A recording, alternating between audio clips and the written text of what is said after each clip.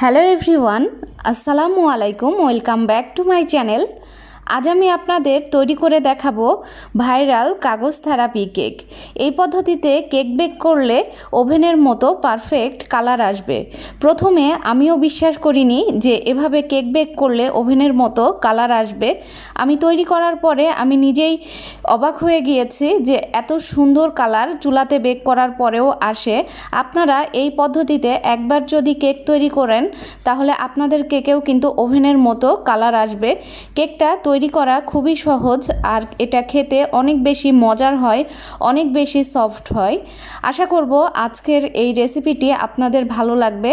তাহলে চলুন আজকের রেসিপিটি শুরু করি।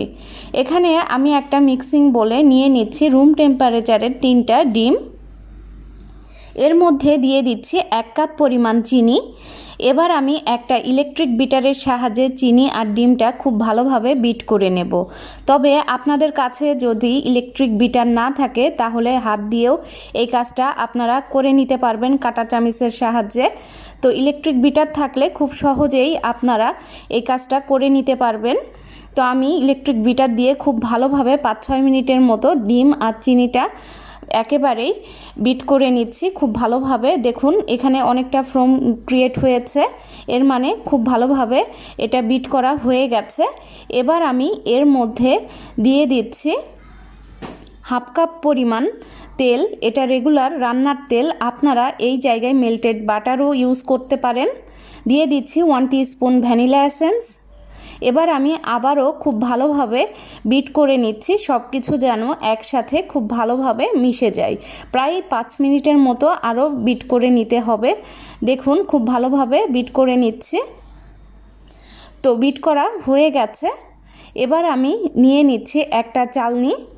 এর মধ্যে দিয়ে দিচ্ছি 1 কাপ পরিমাণ ময়দা, 1 টিস্পুন পরিমাণ দিয়ে দিব বেকিং পাউডার।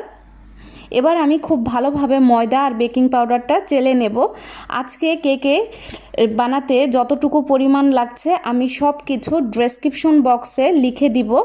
আপনারা চাইলে ডেসক্রিপশন বক্স চেক করেও কেকটা খুব সহজেই বানিয়ে নিতে পারবেন। অবশ্যই কেক বানানোর ক্ষেত্রে ময়দাটা চেলে নিতে হবে, এভাবে ময়দার বেকিং পাউডারটা। তো দেখুন আমি খুব ভালোভাবে চেলে নিয়েছি। এবার আমি একটা স্প্যাচুলার সাহায্যে খুব ভালোভাবে ময়দাটা ডিমের সঙ্গে মিক্সড করে নেব। অবশ্যই এই কাজটা স্প্যাচুলার সাহায্যেই করতে হবে, এখানে কিন্তু বিটার ইউজ করা যাবে না।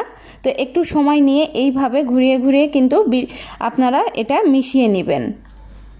তো দেখুন আমি খুব ভালোভাবে মিশিয়ে নিচ্ছি, একটু সময় লাগবে মেশাতে। তো মেশানো হয়ে গেছে। এখন আমি নিয়ে নিচ্ছি 1/4 কাপ দুধ। এটা কিন্তু এমনি নর্মাল তরল দুধ। তো আমি দিয়ে দিচ্ছি, দুধটা একবারে না দিয়ে অল্প অল্প করে 2-3 বারে আপনারা ব্যবহার করবেন। তো দুধ দিয়েও আমি খুব ভালোভাবে আবারও মিক্সড করে নিচ্ছি।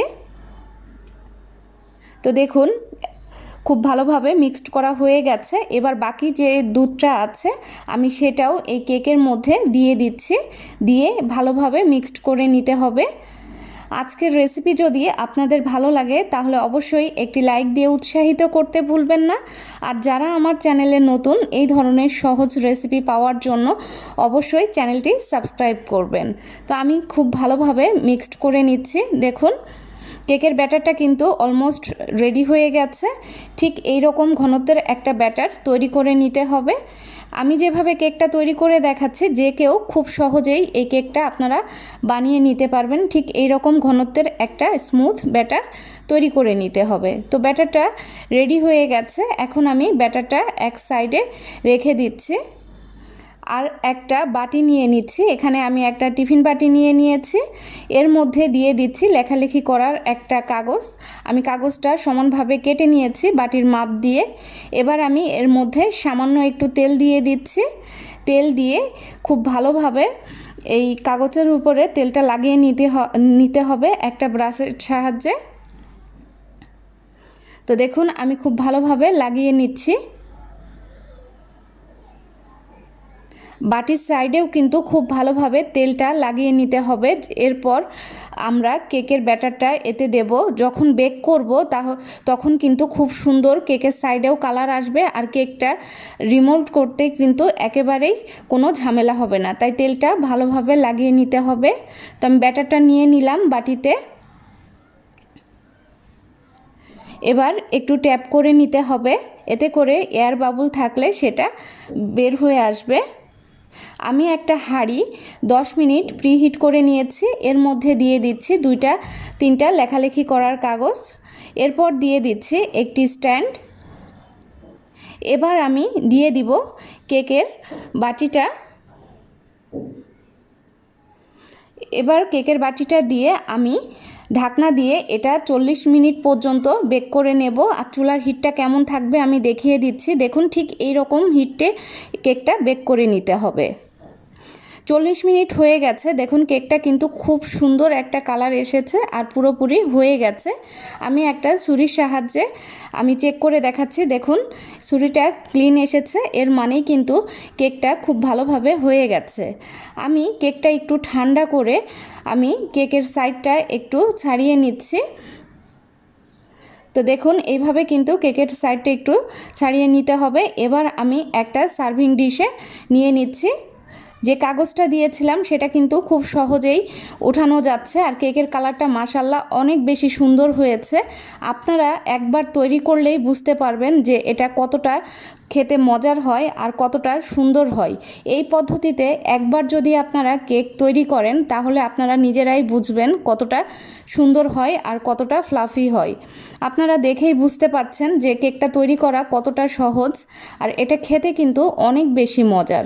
ইচ্ছে মতো ছোট বড় স্লাইস করে আপনারা এটা সার্ভ করতে পারেন। নর্মাল ফ্রিজে কিন্তু এটা 4-5 দিন আপনারা অনায়াসে রেখে এটা খেতে পারেন। এটার স্বাদ গন্ধ কিন্তু অটুট থাকবে। তো আশা করব আমার আজকের রেসিপি আপনাদের ভালো লেগেছে। অবশ্যই কমেন্ট করে জানাবেন কেমন লাগলো। একটা আমি আপনাদের পিস ভেঙে দেখাচ্ছি। দেখুন, উপরে এবং নিচে সমানভাবে সুন্দর একটা কালার এসেছে, আর কেকটা কতটা সফট হয়েছে। এইভাবে আপনারা একবার তৈরি করে দেখুন, আপনাদেরও ভালো লাগবে। সবাই অনেক বেশি ভালো থাকবেন। আজকের রেসিপি এ পর্যন্তই। আল্লাহ হাফেজ।